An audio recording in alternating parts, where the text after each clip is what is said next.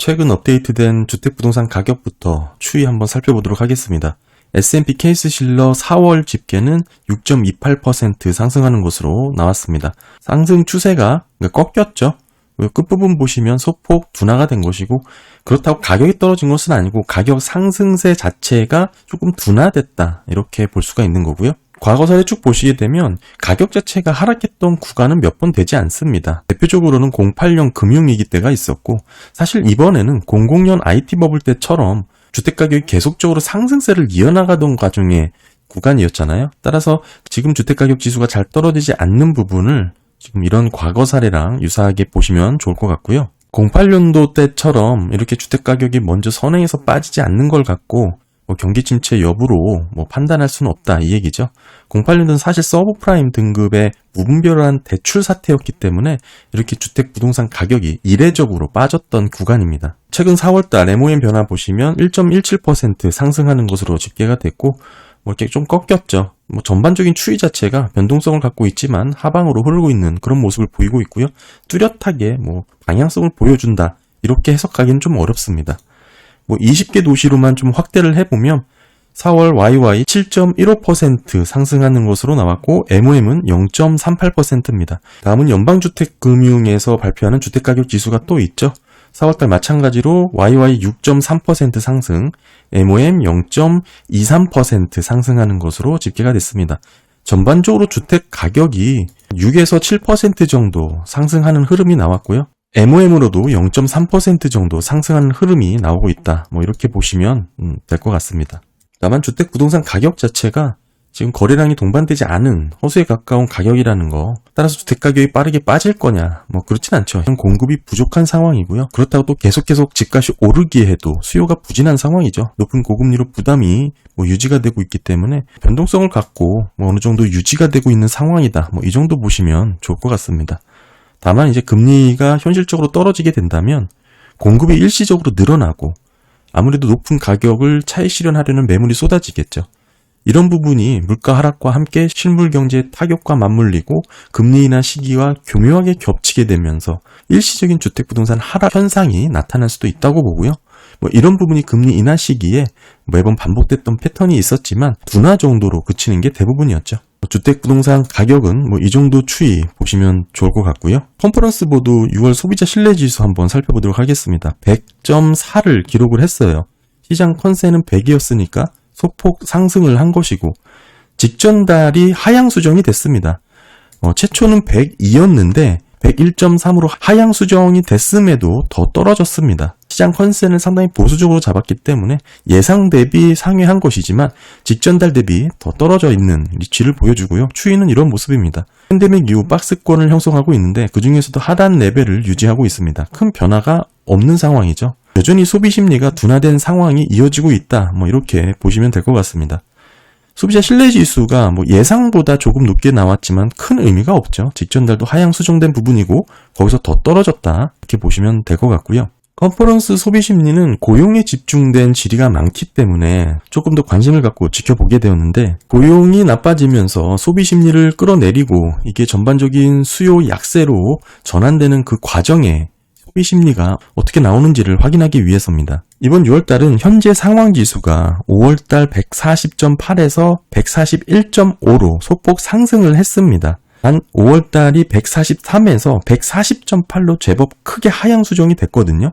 따라서 지난 5월달 데이터에 미치지 못한 경우니까 오히려 상승했다고 보기에도 좀 애매한 그런 결과라고 보여지고요. 소비심리가 당장 문제가 될 정도로 급격한 위축은 아니다라는 것을 현재 상황지수로 보여주고 있습니다. 아까도 말씀드렸다시피 고용에 집중된 조사라는 점에서 놓고 봤을 때 당장 해고가 증가하지 않았기 때문에, 또는 고용이 불안하지 않기 때문에 소비심리가 크게 위축될 정도의 고용 불안이 나타나지 않다, 이렇게 해석할 여지도 있지만 저는 그렇게 보고 있지는 않습니다. 이 부분은 영상 뒷부분에서 추가 설명을 드리도록 하고요. 기대지수 보시게 되면 아무래도 노동시장 비즈니스 소득에 대한 단기 전망이죠. 6월달 73으로 5월달에 비해서 떨어졌습니다. 물론 5월달이 소폭 상향 수정이 되었지만 상향 수정의 정도는 좀 미비하고요. 중요한 것은 5개월 연속 기대지수가 80 이하에 머물고 있다는 것입니다. 이 빨간 선이 심리적인 경기 침체를 시사하는 위치인데 이를 하회해서 유지를 하고 있습니다. 전반적으로 지금 상태의 고금리가 유지가 된다면 여기서 소비 심리가 개선될 여지는 상당히 낮겠죠. 오히려 소비 심리가 둔화되거나 위축, 이는 수요 둔화로 이어지는 경기 약세 모멘텀을 관찰해야 되는 시점이다. 이렇게 봐야 될 것 같고, 이 상태에서 소비 심리가 개선될 여지가 낮다라는 것을 말씀드리고 있는 거고요. 6월 소비자들이 현재의 가계재정 상황에 대해서는 전반적으로 약화된 모습을 보여줬고, 향후 가계재정 상황에 대해서도 낙관적이지 않은 상태, 그 상태에서 큰 변화가 없었습니다. 향후 12개월 동안 미국 경기 침체 가능성에 대한 소비자들의 인식도 4월, 5월 이렇게 상승하는 흐름을 보였지만 재차 6월에는 다소 후퇴하면서 떨어지는 모습을 보여줬고요. 전반적으로 지금 경제 데이터는 과거 상황을 반영할 수밖에 없습니다. 따라서 우리가 선행해서 살펴보려고 하는, 오늘도 살펴봤지만 소비 심리 데이터를 중요하게 봐야 되는데, 실제 하드 데이터는 경제 상황에 뒤처질 수밖에 없는 것이죠. 따라서 소비자들의 생각과 심리 부분 잘 살펴야 된다고 생각합니다. 그런 의미에서 6월달 컨퍼런스 보드 소비 신뢰 지수는 약간 하락했습니다. 다만 이렇게 약간 하락한 이유가 중요한데, 현재 노동시장이 아직은 강하다, 이런 부분이 반영이 된 것 같아요. 그러면서도 미래 노동시장에 대해서는 계속 약화될 것이라는 우려가 계속 상존을 하면서 현재는 강하지만 미래는 나쁠 것 같다라는 게 서로 상쇄가 되는 부분이 나타나고 있다, 이렇게 봐야 될 것 같습니다. 이 부분이 계속 팬데믹 이후에 박스권을 유지하는 흐름으로 나타났고요. 이런 상황에서 실제 노동시장의 고용 데이터가 나쁘게 나오거나 실질적인 약점이 드러나게 된다면 소비 심리가 가파르게 악화될 수 있다라고 봅니다. 어느 정도 혼재된 데이터가 나왔다라고 볼 수도 있겠지만 기본적으로 소비 심리를 반영하는 지표라는 점에서 판단을 해야 될 것 같고요. 현재 노동시장에 대해서는 견고한 그런 정서가 반영이 되어 있다. 다만 미래의 소득과 경기 상황에 대해서는 아무래도 기대가 약화되면서 전반적인 기대 지수를 떨어뜨린 결과를 가져왔다고 봐야 됩니다. 소비 심리 자체도 현재 상황 지수는 소폭 상승했고 기대 지수는 하락했다, 이런 부분을 여지없이 보여주고 있다라고 봐야겠죠. 그런 부분에서 경제 상황을 판단하는 데 있어서 앞으로 미래의 일은 예상보다 빠르게 악화될 수 있다는 점을 우리가 포착을 해야 될 것 같은데, 오늘 설명드릴 부분이 이런 부분이에요. 경제 전망과 실제 데이터 간의 격차를 확인할 수가 있고, 이 격차가 벌어진 게 결국 지금의 실물 경제와의 차이를 드러내고 있다, 이렇게 해석을 할 수가 있고, 이 부분은 결국에는 정책 결정을 하는 데 있어서 적시성과 정확성이 떨어질 수밖에 없겠죠. 그런 리스크가 높아지면 과거에 매번 반복했던 실패 사례가 이번에도 이어지지 않을까, 이렇게 봐야 됩니다. 지금 전반적인 노동시장에 대한 평가는 6월달 덜 부정적으로 바뀌었습니다. 노동시장이 여전히 견고하다, 이 얘기죠. 당장 해고가 나타나지 않았기 때문에 덜 부정적이다, 이렇게 볼 수가 있는데, 이걸 보고 좋게 해석할 여지는 없다라고 저는 생각을 합니다. 따라서 일간에서는 소비 심리가 당장 문제가 될 정도로 급격하게 위축되진 않았다, 이렇게 평가를 하지만 저는 그렇게 보고 있지 않다는 것이죠.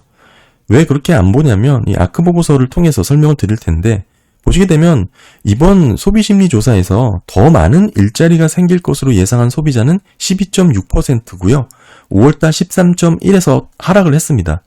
그리고 일자리가 줄어들 것으로 예상한 소비자는 17.3%고 지난달 18.8에서 하락을 했어요.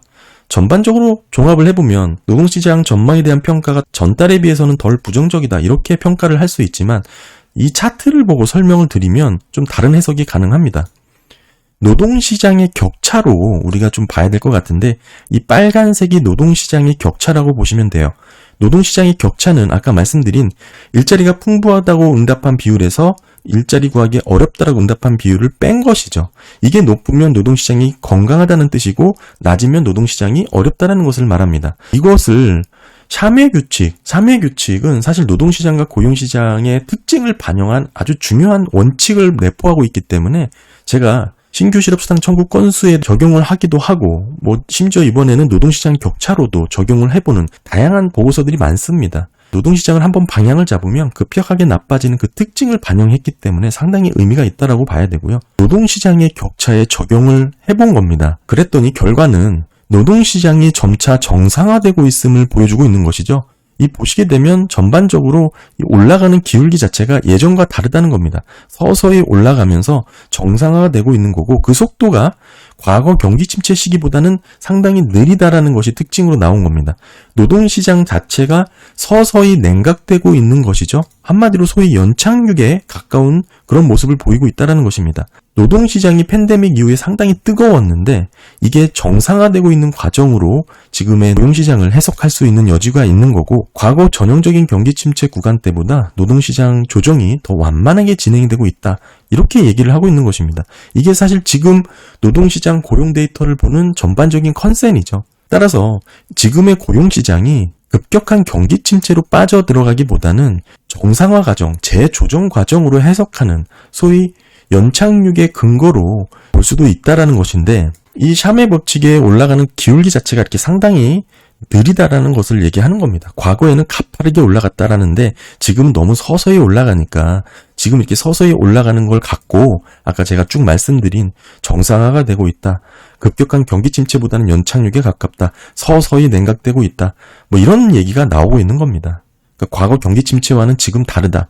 샴의 법칙이 너무 서서히 올라가잖아요. 과거에는 가파르게 올라가는데 지금 서서히 올라간다. 그 얘기입니다. 그런데 주목해야 될 것은 지금 이 빨간색과 파란색의 이 괴리를 보셔야 돼요. 과거에는 노동시장의 격차와 실업률의 변화가 상당히 상관관계가 높게 잡혔었는데 지금 이 괴리가 좀 벌어졌다는 것이죠. 지금 이 괴리가 과거 평균보다 좀 커졌습니다. 즉 이 얘기는 노동시장 격차가 보여주는 실제 노동시장의 모습과 실업률이 보여주는 모습, 경제지표가 보여주는 모습이 다를 수 있다는 것을 감안해야 된다는 것이죠. 이 부분을 놓고 지금의 데이터를 다시 해석을 해보면 이렇게 볼 수가 있어요.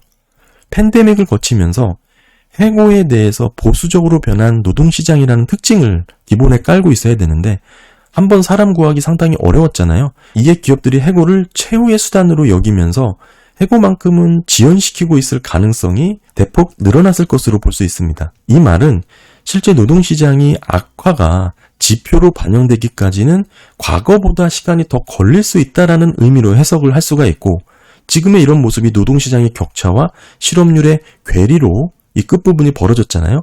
해석을 할 수가 있는 겁니다.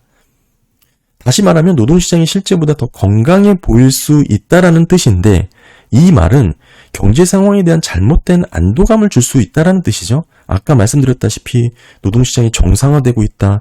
과거 경기 침체보다 시기가 느리다 등등 쭉 말씀드렸잖아요.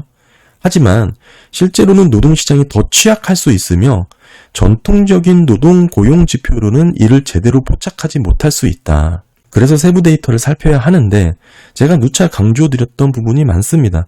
불안정 고용이라든지 임시직 증가하는 부분, 구직 단년자 또는 노동시장 참여율의 감소, 경제활동 참가율이 계속 증가하지 못하고 있잖아요. 이런 부분이 반영됐을 가능성이 높다는 것입니다. 제가 매번 언급드렸던 내용들이죠. 이렇게 된다면 노동시장의 격차의 변화, 이게 이제 실업률을 선행하는 것으로 우리가 해석을 할 수가 있는 거고 그렇다면 이 차트는 경기 침체를 예고하는 차트가 되죠. 이 빨간색 점선이 과거 경기 침체의 기준선입니다. 전반적으로 노동시장이 아직은 견고하고 정상화되는 과정이라고 해석을 할 수 있는 여지도 있지만 그 반대로 달라진 노동 환경에 대한 내용을 반영하게 된다면 오히려 다가오는 경기 침체의 신호로서 선행지표로서 우리가 해석을 할 수 있다. 이렇게 봐야 되겠죠. 컴퍼러스 보드가 조사하는 소비 심리 중에 고용에 대한 질문이 많고 특히 고용에 대해서 노동시장의 격차로 놓고 봤을 때 지금 이렇게 괴리가 발생된 부분을 통해서 단순히 실업률이 천천히 올라가고 있는 이 모습을 보고 노동시장이 견고하고 경기 침체 시기보다 느리다, 급격한 경기 침체보다는 연착륙에 가깝다, 지금 현상만 파악할 게 아니라 지금 이렇게 괴리가 달라져 있는 노동시장의 환경 변화를 이해하다 보면 결국 이는 선행지표로서 급격한 경기 침체 시그널로 충분히 해석할 여지가 있다. 이 말씀을 드리는 겁니다. 네, 오늘 컨퍼런스 보드 6월 소비자 신뢰지수 한번 살펴봤습니다. 감사합니다.